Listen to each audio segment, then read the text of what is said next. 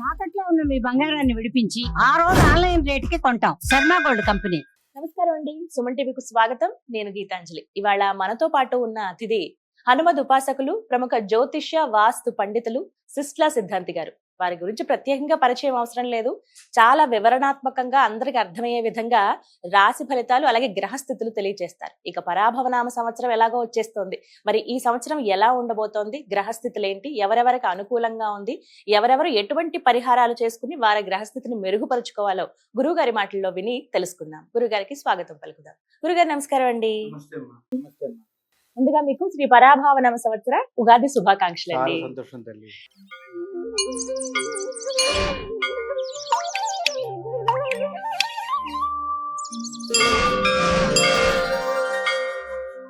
గురుగారు, ద్వాదశ రాశుల జాతక ఫలితాలు తెలుసుకుంటున్నాము. ఇందులో భాగంగా వృషభ రాశి వారి జాతక ఫలితం తెలుసుకునే ముందు గ్రహస్థితి ఏ విధంగా ఉందో తెలియజేస్తారా? తప్పకుండా అమ్మా, మంచి ప్రశ్న.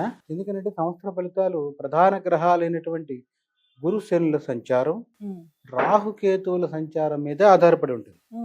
ఉన్న 9 గ్రహాల్లో 4 గ్రహాల మీద ఆధారపడి మాత్రమే సంవత్సర ఫలితాలు వస్తాయి అన్ని. అవును. ఎందుకంటే వీళ్ళు స్థిరంగా ఉంటారు, కదలరు.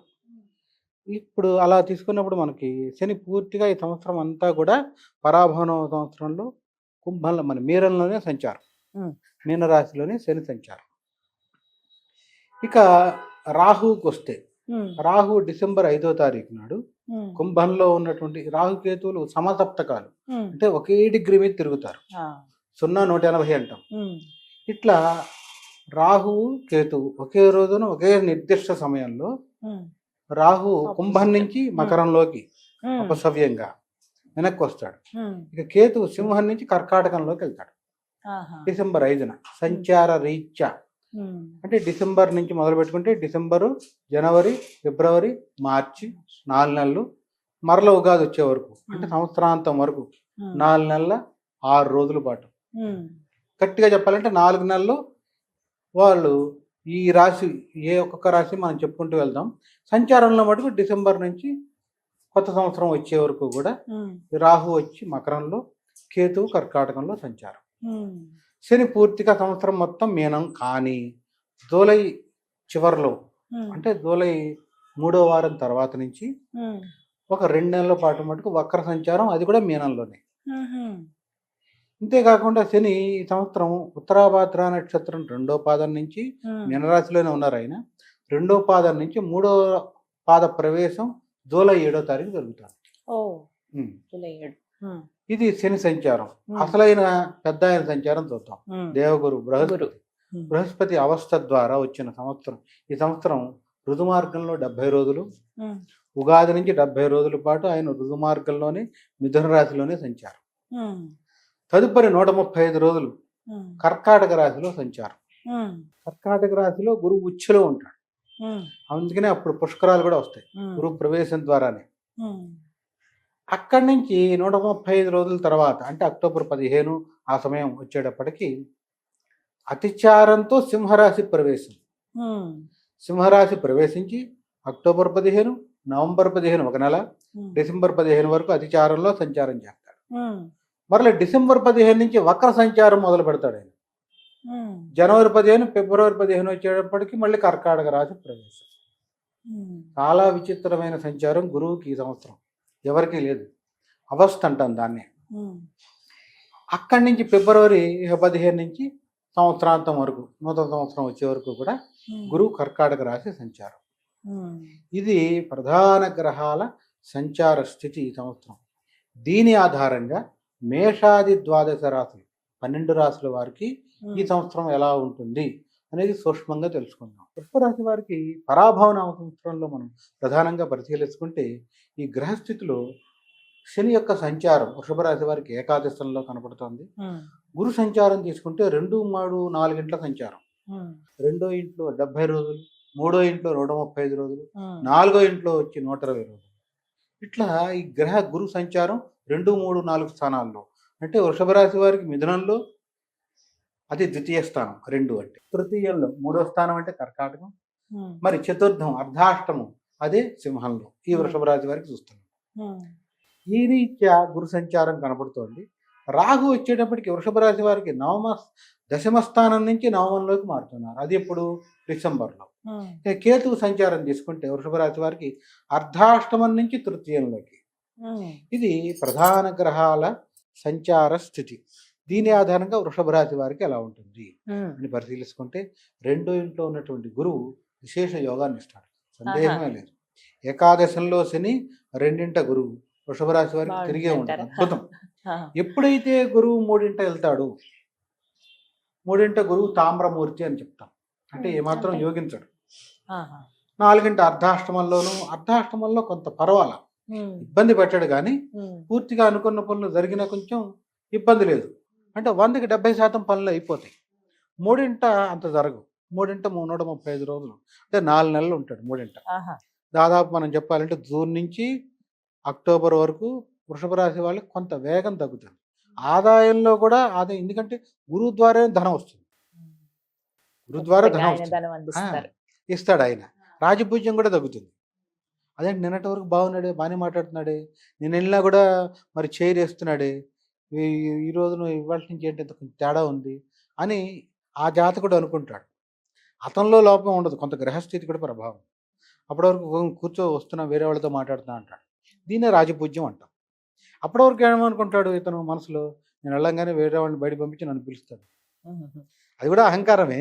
అంటే ఈ స్థితి ఎవరిస్తున్నాడు, భగవంతుడు అనేది తెలుసుకోడు, అంతే కదా, పాక్షికం కదా, అప్పటికప్పుడు జరిగేది అది. అంటే ఈ స్థితి ఎప్పుడు జరుగుతుందంటే గురుబలం తగ్గడం ద్వారా.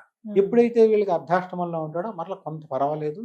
ఏదైనా కూడా వృషభ రాశి వారికి చెప్పాలి అంటే ఇబ్బంది ఏం లేదు. కానీ డిసెంబర్ ఎప్పుడైతే రాహు నవమంలోకి వెళ్తాడు, కేతు వచ్చేటప్పటికి వృషభ రాశి వారికి మూడింటి ఉంటాడు, ఇబ్బంది ఏం లేదు, ఇతరత్ర బాగుంటుంది. కానీ వృషభ రాశి వారి తండ్రికి ఆరోగ్య భంగం.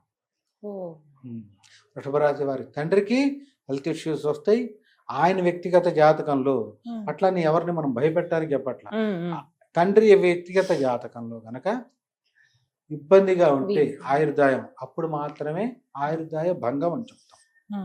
లేని పక్షంలో ఏం జరుగుతుంది, వృషభ రాశి వారికి అనారోగ్య సమస్యలు అయితే వస్తాయి, సందేహమే లేదు. తండ్రికి మాత్రమే, వృషభ రాశి వారికి కాదు.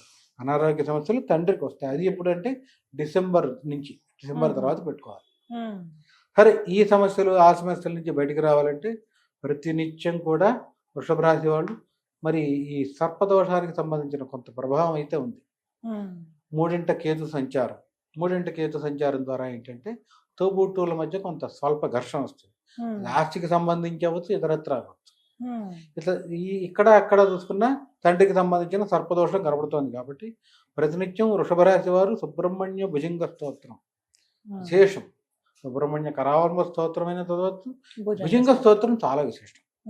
ఆ భుజంగ స్తోత్రం చదవడం ద్వారా ఈ యొక్క రాహుకేతువుల ప్రభావం నుంచి బయటకు వస్తారు.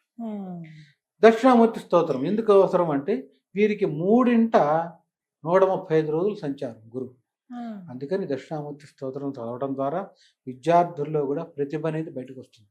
లేదంటే ఆ 135 రోజులు షాడోలో ఉంటారు. వీడేంటారు చురుగ్గా లేడు, ఇదివరకు బాగానే చదివేవాడు అనుకుంటారు. అదే విద్యార్థి, అదే తల్లి రోజు లేపుతున్నా యాక్టివ్గా లేచిన వాడు తర్వాత లేజినెస్, బద్ధకం, ఈ చురుకుదనం కూడా తగ్గుతుంది. ఇది ఎందుకు వస్తుంది అని వీడి తల్లి అనుకుంటుంది. దాని నుంచి కూడా సుబ్రహ్మణ్యం ఈ గురు దక్షిణామూర్తి స్తోత్రం చదవడం ద్వారా బయటకు వస్తారు. అంటే ఈ గురు బలం పెరుగుతుంది. వ్యక్తిగతంగా చేసేది ఎప్పుడు బలమే కదా. ఇది చేసుకుంటే ఇలాంటి ఇబ్బంది ఉండదమ్మా. కేవలం ఎవరు అంటే మరీ ఇబ్బంది ఉండి జాతకంలో కూడా గురువు బలహీనంలో ఉండి గోచారంలో కూడా బలహీనం అంటే ఉదాహరణ అష్టమ స్థానం, 6వ స్థానంలో, 3వ స్థానంలో, జాతకంలో కూడా 3వ స్థానంలో, రాశి నుంచి 3వ స్థానంలో ఉంటే ఇక షేక్ అయిపోతాడు. అప్పుడు అలాంటి వాళ్ళకి మటుకు చెప్పాలంటే మేధా దక్షిణామూర్తి హోమం, బృహస్పతి పాశుపత హోమం అని ఉంటుంది. గురువుకు సంబంధించిన పాశుపతం అది. బృహస్పతి పాశుపత హోమం, గురుగ్రహ హోమం, ఈ 3 చేసి విశేషంగా 16 కేజీలు శనగపప్పు దానం ఇవ్వాలి. పచ్చి శనగపప్పు ఉంటుంది, తెలంగాణ ప్రాంతంలో చానాదాలు అంటారు. ఇది 16 కేజీలు ఇస్తే దాన్ని విశేష దానం అంటాం. ఇచ్చి దాంతోపాటు వస్త్రం పసుపు రంగు పంచాకండువ ఇచ్చేయాలి. అందుకనే దక్షిణామూర్తికి పసుపు రంగు బట్టలు కట్టి ఉంటాయి, మీరు ఎక్కడైనా చూసే ఉంటారు. శనగపప్పు కూడా అదే రంగులో ఉంటుంది, పసుపు రంగు. అవును. ఇది విశేషమైన పరిహారంగా చెప్పచ్చు. ఎవరికి అందరికీ అవసరం లేదు. వారి వ్యక్తిగత పర్సనల్ హారోస్కోప్ లో కూడా, వ్యక్తిగత జాతక చక్రంలో కూడా గురువు 3 పడి జన్మ లగ్నం నుంచి రాశి కాదు, లగ్నం నుంచి 3 పడి ఇక్కడ రాశి నుంచి 3 ఉంటాడు. అంటే రెండు వైపులా కూడా రోలు మీద రోకల పోట్లాగా ఇప్పుడు గురు మహర్దశ జరుగుతూ ఉంటే వాళ్ళకి అప్పుడు కొంచెం షేక్ అవుతారు. అది చాలా, ఎందుకంటే ఏకవింశతి మహాదోషాల్లో గురువు 3 ఉండటం ఒకటి. తృతీయ బృహస్పతించ అని చెప్తాం శాస్త్రంలో. తృతీయ అంటే 3వ ఇంట్లో గురువు ఉంటే బాలారిష్ట దోషాల్లో ఒకటి. అది చేసుకోకపోతే జాతకుడిని పీడిచ్చేస్తుంది. అందుకని 3 ఉన్న గురువు కాబట్టి. ఇదొక చక్కటి పరిహారం. నమస్కారం గురుగారు. నమస్తే.